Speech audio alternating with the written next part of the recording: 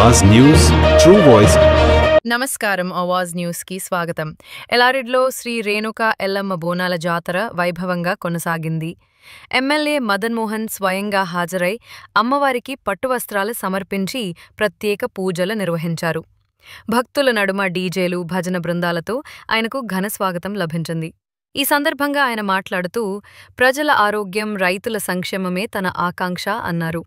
శాంతియుతంగా ఈ వేడుకలు ముగిశాయి. ఎల్లారెడ్డి పట్టణ ప్రజలకు, ఎల్లారెడ్డి కాన్స్టిట్యున్సీ ప్రజలందరూ కూడా ముత్యాల పోచమ్మ తల్లి దీవెనలు ఉండాలని, ముత్యాల పోచమ్మ తల్లి ఆలయ కమిటీ సభ్యులందరికీ, మరి ఇక్కడికి వచ్చిన కాంగ్రెస్ పార్టీ కార్యకర్తలకి, భక్తులందరూ కూడా నేను అమ్మవారిని కోరుకున్నది ఈ ప్రాంతాన్ని, ఎల్లారెడ్డి ప్రాంతాన్ని సుశశ్యామలంగా ఉంచి ఆరోగ్యంగా అందరినీ ఆశీస్సులు ఇవ్వాలని, ఆ తల్లి దయ ఎల్లారెడ్డిలో ఉండాలని.